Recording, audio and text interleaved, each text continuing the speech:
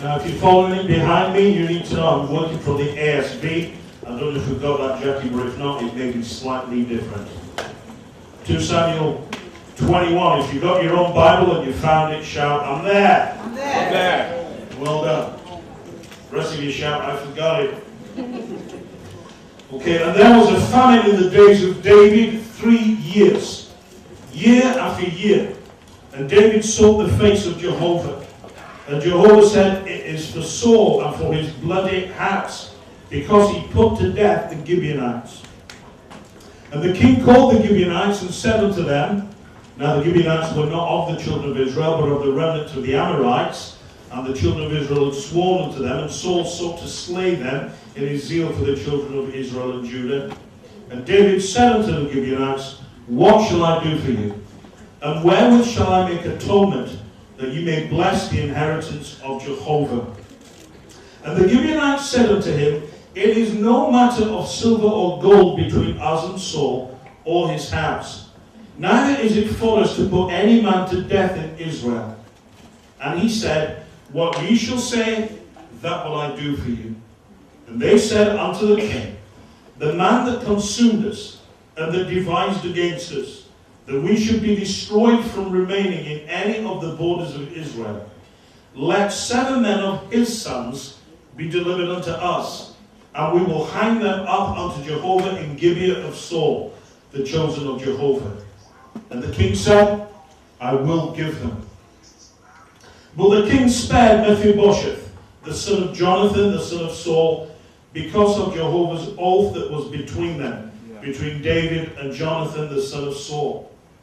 But the king took the 2 sons of Rizpah, the daughter of Aiah, whom she bare unto Saul, Armoni and Mephibosheth, and the 5 sons of Michal, the daughter of Saul, whom she bare to Adriel, the son of Barzillai,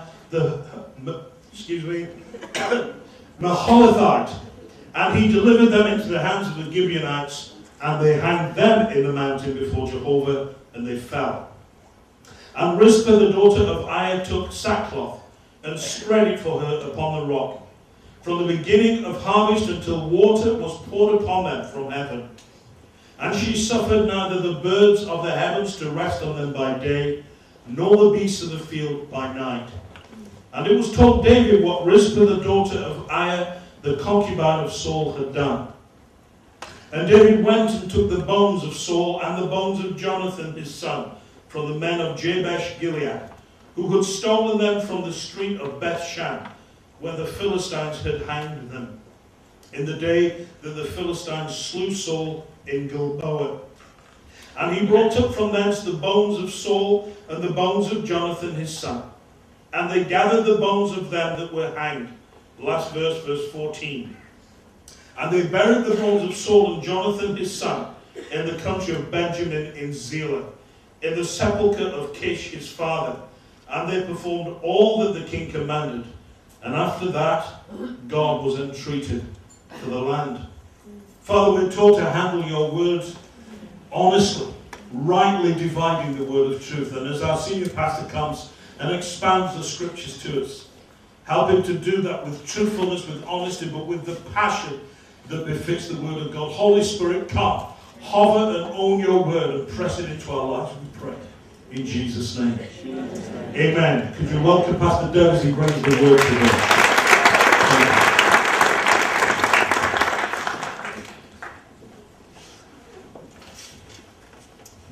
Thank you. And everybody was contributed this morning. It's been a great morning. Good to see so many faces from Erskine Road. Really appreciate that. There's one face I'm not seeing in the house this morning that I anticipated seeing, and that is Pastor Andrew Coulter. And his wife Faraday is not doing well recent day, and of course his priority is to make sure she recovers and is doing well. And so he sends a really heartfelt apology that he's not here. I promised him that we will make space further down the year in the schedule and make sure he comes again and spends that time with us. We'd love him to reconnect and to bless him. He's finished a certain season of ministry, entering into a new one. And I don't think being here with us at Emmanuel is a great place to launch that new ministry expression called Fresh Oil. And we wanted to bless him a lot. He's made such an investment in this church for many, many, many years. And all of the good things that we see happening now, really he dreamt about, prayed about, put all of those things in place. And I feel like I'm standing on someone's shoulders to do what I'm doing. I deeply appreciate all that he's done and all that he is currently doing. So we hope to see you, all right? In all of that. So there we go. Well, I'm concerned that this year is the year of renewal and restoration. That's the theme that keeps going around in my heart. That God is able to reverse things that have been negative for you and to rebuild back into your life things that you think have been broken, lost, or damaged. This is the year for it. I just believe that with all of my heart. And we're beginning to see signs of that bud forth as I listen to those testimonies this morning. So encouraged to see that God already, in the first month of this year, is beginning to reverse situations around. And He's continue to do that throughout the year. Now, I asked if I could read this text to you this morning in 2 Samuel 21. I don't know how many of you read these historical books of the children of Israel's story, but the Bible says that all scripture is profitable. Every part is in there for a reason. There's no wasted space, no wasted words in this text. And so this story at first glance may not yield much revelation to you, you think. But as it's studied, I believe that there are important issues that can be learned about the reversal of famine in your life. I mean, physically it was a famine for them, but I mean, you can have a physical, a spiritual famine in your own heart and life. You can have a dry spell. You can have a time in your life where the resources of your life seem to dry up. And if you don't deal with that quickly, if that's not dealt with, things die, things get destroyed. And I want to talk about that today because may this be the year when those things are reversed in your life. The title today is Let It Rain. May this be the year when it rains like crazy on your life. I want to believe that. I want to believe that with all of my heart. And so we're going to look at the story and see what it yields for us and what we can learn from it. How do you reverse a spiritual famine over your life? Well, the first thing with this story, and for King David, and I want to unpack it for you, is this. He had to start by acknowledging the facts. Nobody can do anything in life without really dealing with issues that are there, without ignoring the facts. You have to deal with things as they really are, not as you would like them to be, not as other people perceive them to be, but as they really are. And the first thing in this story is this. David has to acknowledge some facts. They're in the middle of a famine. Now listen, Israel is used to having dry spells or dry seasons. It's not unusual, actually.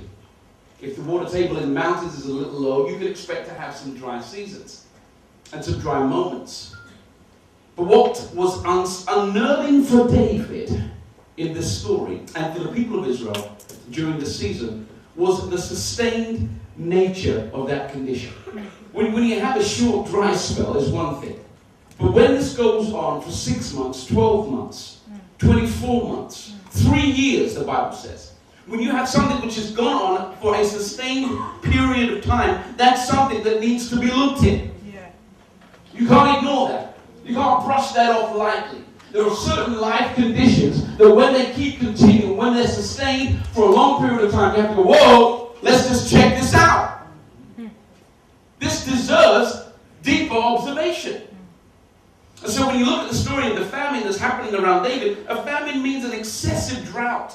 It is intense and it is sustained. It actually equals the absence of conditions that will sustain life. It is the depletion of needed resources. So David's going, what do I do with this?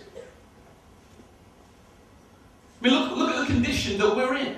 Now, I'm the king over this domain, but if this continues, if these conditions are sustained, I will become the custodian over a cemetery, because everything under my jurisdiction is going to die if I don't deal with this. You can't ignore negative conditions in your life and think that everything's going to go okay. It can't work well. At some point, you have to slow down and be intentional about analyzing what is actually going on around me. Learn the lessons. I'm going to speak from David. You can make the application as I go. But he says, let me pause for a moment. And what I love about it, in the Living Bible anyway, it says, David began to pray. And it says this in the Living Bible. David spent much time seeking the face of God. He suddenly woke up and said, these situations of hardship and difficulty, my resources are disappearing. Stuff around me is dying. I don't seem to be able to get a breakthrough. Our livestock is dying. Our families are being hit. Our communities are suffering. God, what is going on? This isn't the time, friends, to curse God. This is the time to seek God. When things become pressured and difficult, this is the time to press in. This is the time to say, God, will you speak to me? Would you just speak to me? I mean, in the middle of difficulties, friends, I want to tell you, you can throw some cash at problems. You can try and get some counsel and get some advice from your friends. You can try and get some good company and some people around you to buoy you up during a tough moment. But those things have a limit. Yeah. They have a limit. What really happens to David here is what needs to happen to everybody else. In the midst of a crisis, you need to hear from God. Do all the other things, and I'm sure that they'll give you some level of respite, some level of comfort and support. But if you really want the breakthrough, look at David. It says he spent much time seeking the face of God. The difficulties of his circumstances pressed him into the presence of God. Sometimes you need to thank God for your trials. James said, be of good cheer. Some of those trials are going to help you to grow. I wish that faith made all of my problems go away, but it doesn't. And even Jesus didn't promise that faith would make your problems go away. He didn't say, speak to the mountain if there wasn't a mountain. Faith doesn't deny the mountain. It just says the mountain's not final. Come on. So it doesn't deny difficult realities. It just says the finality is a different story. Jesus is Alpha and Omega. He is the last word on my stuff. So there could be a mountain in front of me. There could be a difficulty. Faith doesn't mean I don't have a problem. Faith acknowledges I have a problem-solving God. That's real faith for me. And so here, David says, look, there is a reason for this famine. There's a cause for it. And your circumstances and your stuff inevitably, somewhere down the line, has a reason. Nobody goes through anything in life and there's no cause for what you're going through. There's something somewhere. Now, some of these things are a mystery to me, but let me tell you, God knows the reason for everything. He knows the backstory on everything. So he's the one to go to in the middle of a crisis.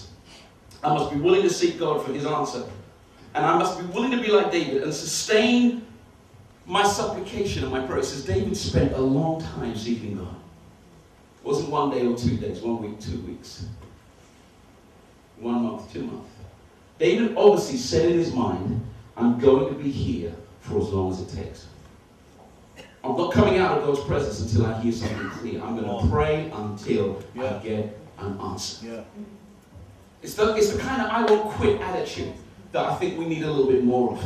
If we want a spiritual breakthrough, anybody with your ears are open today, listen carefully. There's some keys in this message, man, that can break you free. Listen carefully, church. We're too comfortable coming into church and going through the routine. We need to listen. God could be putting some keys in your hands this morning that can help you. The first one is you've got to acknowledge the facts and don't deny the reality of what's going on around. And be willing to pray and press into the presence of God until you get a response. Now here's the deal. When God speaks and reveals his mind or his will to you, sometimes what he asks you to do is not comfortable. I wish I could tell you that doing the will of God and obeying Jesus and being a Christian and trying to do this seriously is easy. You won't have any problems, you won't have any difficulties. Jesus said you would. In this world you'll have tribulations and trials. That's not going to go away. He said it. You believe his word, you're word-based and word-centered. He said you will have difficulties. But the promise of God's word, according to 1 Corinthians 10, you wouldn't know what text I'm going to. It's tattooed on my brain. Yep. God is faithful. He will never allow you to be what? Tempted, tested or tried beyond what you are able. Listen to the word able. If you have a temptation in your life, it's not exposing where you have weakness. It can be seen as defining where you have ability. God doesn't let you have a test unless you know you're capable. As she said, I didn't think I could make it, but you could. And you did. So God knows more about you than you know about yourself. So we're going to be clear when we get into our difficulties what's caused the problem. And in verse 2 it's very clear. God begins to speak to David and says, David, let me tell you what it is. The famine has come because Saul and his family are guilty of murdering the Gibeonites. I've got to tell you what the story is. It's found in Joshua chapter 9. You need to maybe look at that at some other point. But the story of Joshua 9 is this. Joshua leads the children of Israel across the Jordan and into the promised land. And there's an incredible trail of victory, military victory. Every campaign they go on, they have success. Except when they're disobedient and they don't. But most of the time when they're obeying God and they're honoring God, they have success. And the news of their success travels very, very quickly. All the other armies and communities around here, that you can't stand against these Israelites. Their God is too powerful. They just have victory all the time. They're gobbling up the land. They're taking people's resources. They're just taking over. And so the Gibeonites decided they would hatch a scheme to save their life. And they send a little delegation into the camp of the Israelites. And it says deliberately, they were in old clothes, they take moldy food. They look like they've been on the road for about 7 months. So when they get into the camp, they go, we'd like to talk to you, and we want to discuss on behalf of our people some kind of peace treaty.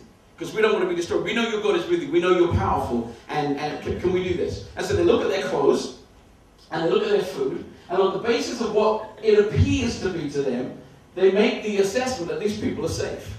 And actually it says in Joshua chapter 9 that they never consulted God. They just had a little look at it and thought, yeah, we'll make our own assessment of this. They never consulted God. Let me tell you, things aren't always what they look like. Things aren't always what they seem. And so you still need God's mind even when you think you know it. Nobody knows enough. And so they began to write out a treaty to them and agree, stamped it, sealed it. We won't attack you.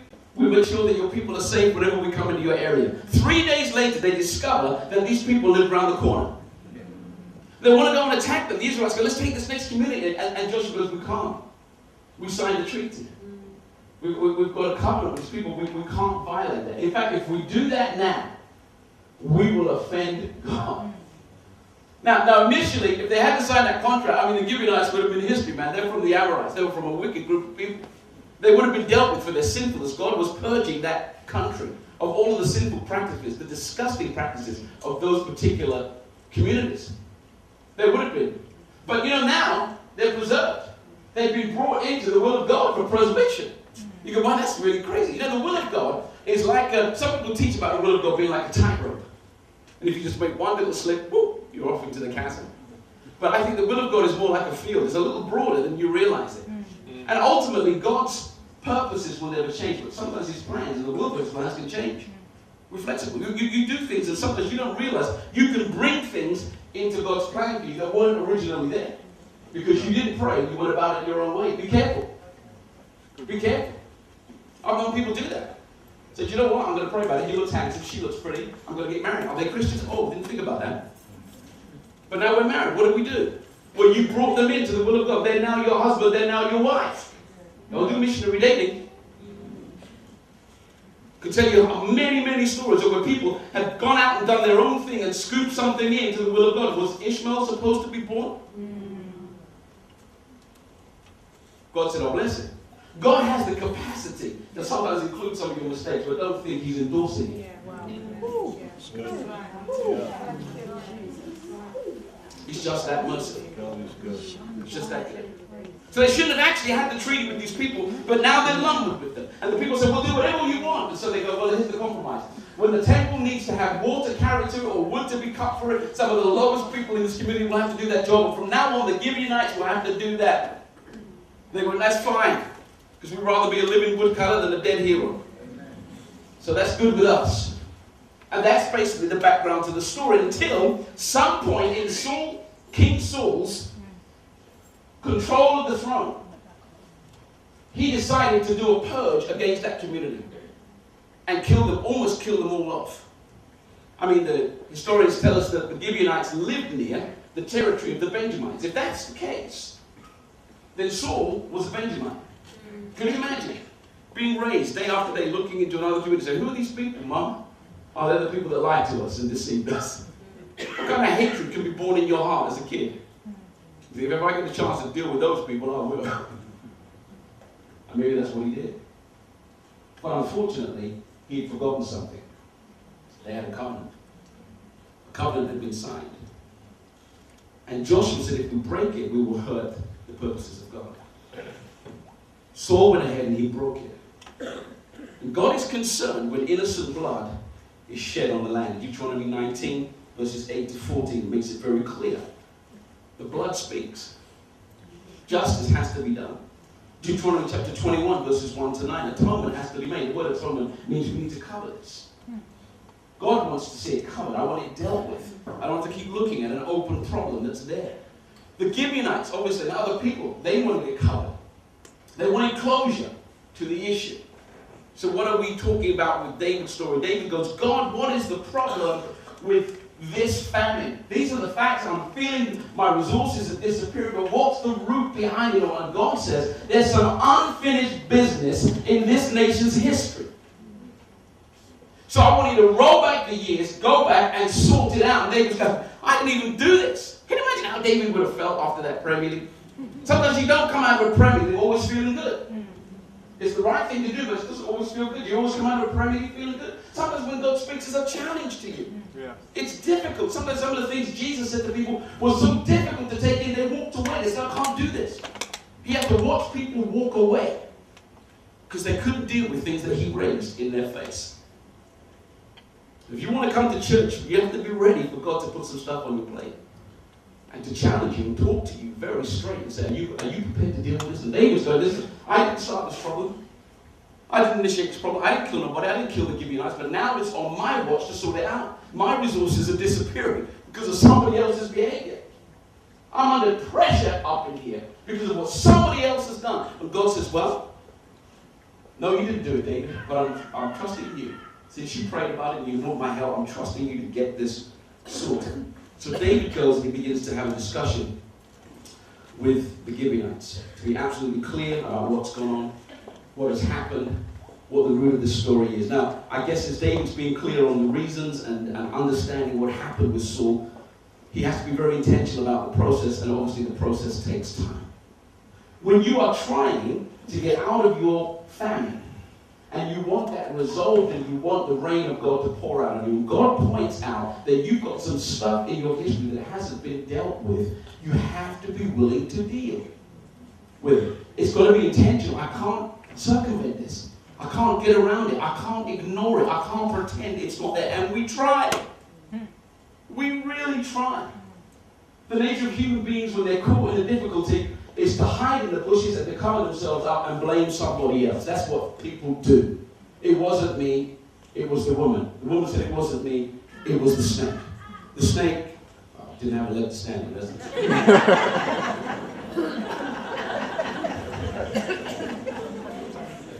We always want to blame somebody else. We'll say some responsibility. We're hiding. Where are you? We want to hide. We want to cover up. That's the nature of what we do. But God is saying, David, this hasn't been properly covered. There's been no proper atonement for this. It's not been resolved. The issue is still alive as far as I'm concerned. And if Saul forgot the covenant, I didn't. And these people have been treated unrighteously. There's a living, unrighteous issue still in the nation's history. It's got to be dealt with. You can't run from this. It takes time to process all of that. So you have to acknowledge the facts. You've got to be clear on the reasons for those facts. And the third issue is this. You've got to be prepared to take action. Verses 4 to 9 are very clear. David has to be prepared to initiate the process for correction, because he's in the best position to do so. He says to the people, what should I do for you? What needs to happen now? Well, it's not for us. We can't come and ask for reparations and get money and gold and silver. It's not for us to initiate somebody's execution on behalf of what happened to us. But if you're really asking us, David, what needs to happen, well, there should be a justice issue. And this is what needs to happen. Correction needs to be full. It needs to be appropriate. I'm not comfortable with all the bloodletting in the story, neither are you. For Saul's 2 sons, 5 grandsons to die, a public execution. Well, I mean, listen. Saul murdered hundreds and hundreds and hundreds, probably thousands of people. They just said that his 7 people. If you study biblical numerology, it's limited in what you can get from it, but 7 is the number of perfection. Let's just deal with this completely. Let's get this properly resolved. And so 7 lives are put on the line for death and execution. I guess that's justice. Life for life. An eye for an eye and a tooth for truth. An eye for an eye. Tooth for tooth. Life for life. Justice has to be done.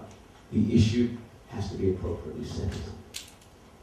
Uncomfortable for David. And there goes, not for us, David, to do this. We're not in a position to do that. We're woodcutters. We're water carriers. We're the lowest of the low. If anything's going to be done here, it's on you. So though David's not personally responsible for all of this, he now has the responsibility of putting it all back together. And he has to initiate the action. This is where it becomes difficult for people. Even though they want the rain to fall, even though they want an end to their famine, their dry spell, their spiritual dry spell to come to an end. Are they willing to take appropriate action? And I guess as David contemplated what needs to happen out of his discussion with the Gibeonites, a number of things kick in which could be similar for us. Why are we so reluctant to take real action to deal with our histories? Some of the living issues that God puts his finger on. Well, why are we so slow to deal with it? I think there are a couple of reasons. Number one, we say to ourselves, it was so long ago, does it even matter anymore? It was so long ago. Years have passed. I'm not asking you to dig every problem up from your history, just the ones that God's putting his finger on. Israel had lots of different incidents in its past. Lots of negative episodes in the nation of Israel's history, in that nation's history. But the one that God puts his finger on is the one you have to deal with. That's all. Listen, that is all. You don't have to condemn yourself about everything. There's not one person in this room who has a unblemished track record. Yeah. There's not one person in this room. Not one person at this microphone. Not one person sitting at the back of the hall. We're all in here because we need cleansing, because our history needed correcting and repairing and stitching back. So God's not going to bring up everything you've ever done wrong and push condemnation on your face. There is no condemnation for those who are in Christ. It's wonderful cleansing and grace for our lives. It's fantastic. So this isn't a message to bring about condemnation. But I'm just trying to help you understand the spiritual principles that don't change. And if there are things in your life that you haven't resolved and you're looking over your shoulder going, I'm still ducking that issue. And when they talk about it, I still feel nervous. And when it's mentioned in church, I still feel a cold spot in my heart. It's because it's still alive. And the Holy Spirit is saying, there's something I'm talking to you about that still needs to be done. It needs to be corrected. But when you do it, because you say to yourself, well, let's try and rationalize this. It was so long ago, does it even matter anymore? I'm sure people have forgotten about it. Well, if they're still remembering it, it's still alive, isn't it? God's still put his finger on it. It needs to be dealt with. Well, surely everybody's forgotten this. It's not going to be mentioned. Nobody said anything to me about it. Surely everybody has forgotten. Let me tell you something, man. You'll be amazed at what people still remember. I can still remember stuff that happened to me when I was in my primary school. You think people forget what you said to them. You think people forget what you did to them. You'd be amazed. When I would say I had to go back to several people and apologize for my behavior. I would say, there was a little issue. I went back and again and again to people and said, you know what, I've probably forgotten this. I'm just going to say this. They went, actually, no, I haven't forgotten it. I remember it. And I'm still pretty pained, but today, this might help me because of what you said. Thank you. It's incredible what people remember. So we tell ourselves people have forgotten, but have they really? Sometimes we go, you know what, I don't want to bring this up. I don't want to go back and deal with that stuff because some innocent people will get hurt if I bring the issue to light. It's going to hurt people. We go, I just... But David goes, I'm in a dilemma. Because I know God's spoken to me. And I know the only resolution to this famine is to do the will of God. And here I am with this dilemma, because if I do the will of God, someone's going to get hurt, and that's true. Rizpah lost some sons. The lady called Rizpah, she was a queen at one point. She lost some sons in this whole fix-up scenario. Imagine what it's like. You've been with those little kids that were hanging on your ankles while they were kids. You watch them grow up and you listen to their voice change. Hair on their chest, and they're going to join the army. They're big men, they're going to die now. You watch them all their life. You're saying goodbye. What did Rizpah have to do with Saul's decision to kill the Gibeonites? Was she a part of that? Did she plan that? Should she be considered guilty for that? No, she wasn't a part of that. But she was still hurt in the process of resolving it. It still cost her something. And David could have gone, you know what, I really don't want to do what God's asking me to do because it might hurt an innocent person.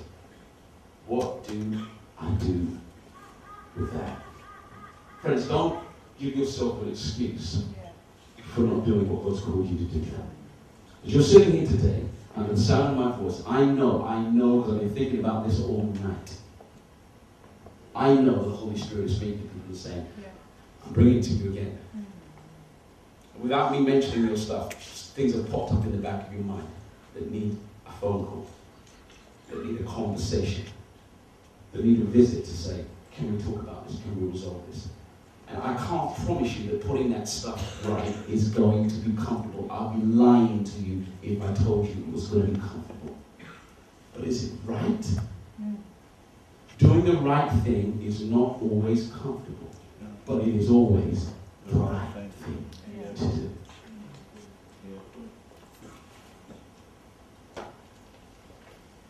So David says, well, what do I do? Because they're coming back to him and saying, David, let me tell you something. Rizpah's still up in the mountain. He said, she's there. Well, the execution's taking place. Yeah, I know, but she won't let the carcasses get chewed up by wild animals. And the vultures are trying to come down with those bodies that have been dumped out there. That unmarked grave out in the mountain, she won't come down. We try to help her, she won't be helped, she won't be comforted. And David's going, oh man, I put an innocent person through a lot of pain.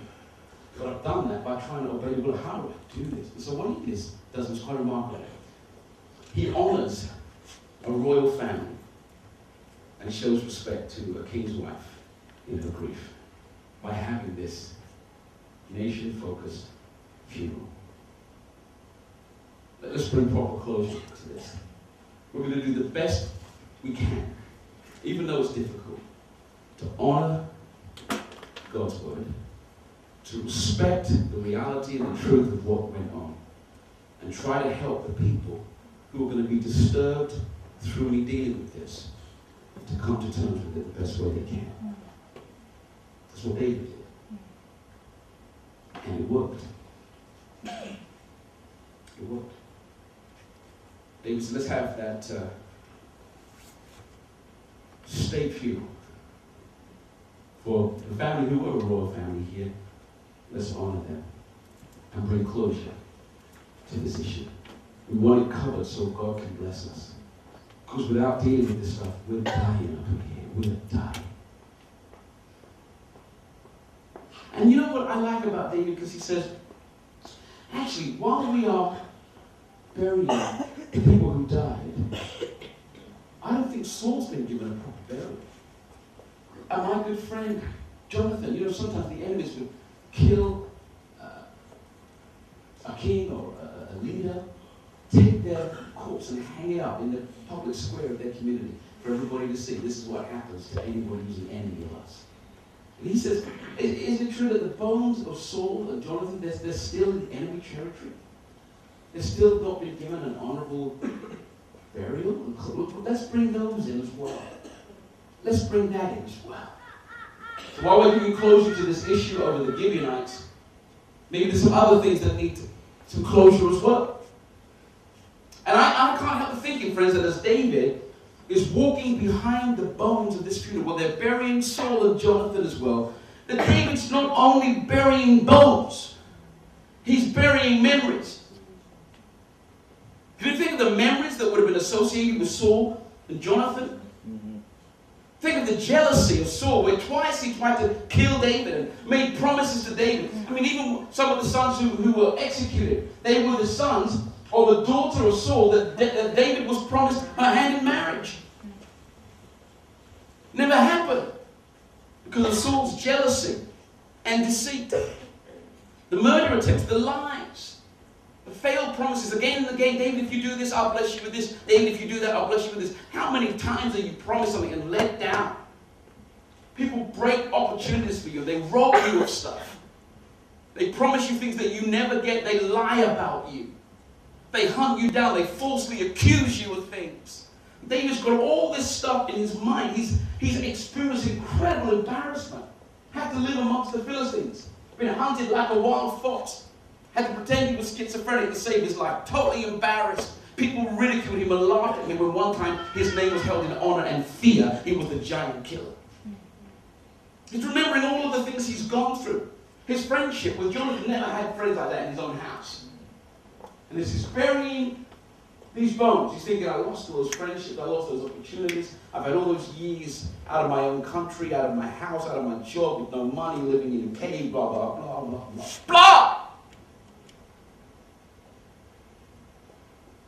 There comes a point where you have to bury that stuff.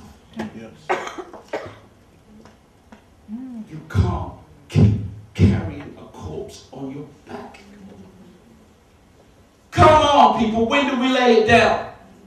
When do we say, that's it, that's it, that's it. Today I draw the line, man.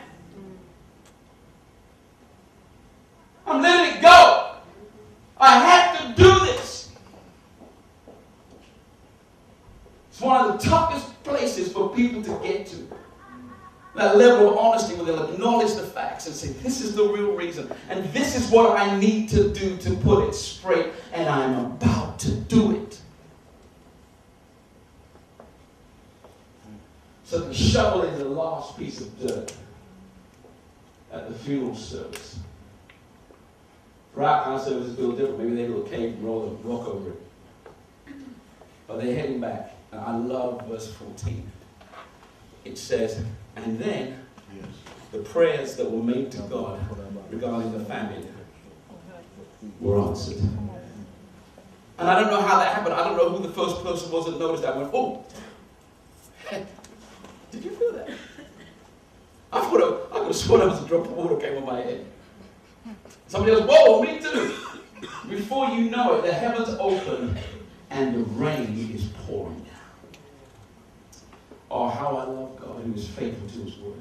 Jesus. If you're prepared to do what he asks you, God is prepared to do what you ask of him. Yes. And today, I'm talking about people who have a famine and there's a reason for that problem. Let me say this. We're going to pray with people up in here today. Because I don't need to know all that business. I really don't. I really don't. But what I know is this. Rainfall came as the people did what God revealed to David. I know that obedience always brings results and real blessings. And I know that my personal famine can be reversed. It can rain. Hallelujah. Jesus. It can rain. And I'm praying that the square meter around your ankles this morning is going to become soaked. Soaked. How do you believe that God can still do that? Amen. How many believe it's the same yesterday, today, and forever? People will acknowledge their stuff the way David was asked to.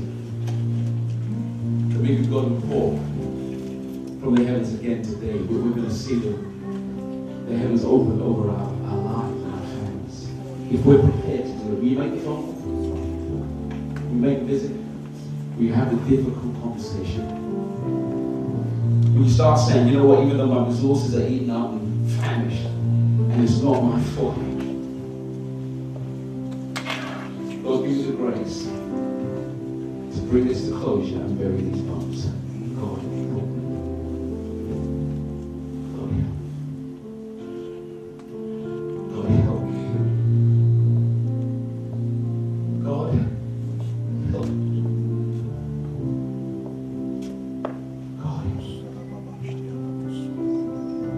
Say your prayer. God, help me. It doesn't have to be a complicated prayer. God, help me. Please do it. Please do it. If the Holy Spirit has spoken to you, we've got some time this morning. We literally finished early and go longer because I want this time. Going to with the team. And all the elders, I'm going to ask to get ready on home group leaders, elders, counselors. I want you to come in. I'm going to pray for those great people both here, both congregations, French congregations in town, for us to sit here. So I ask these guys to come and pray. And we're going to just turn this into a ministry spot right now. guys prepared? Don't see this next song. We're going to call for the prayer. Well, bow your head. Close your eyes. Let the Holy Spirit speak to you. This is what we're going to pray. Absolutely bless your wife if what she feels has happened in you out of this day is that you have reinstated her, if necessary, to that place of priority. Yeah.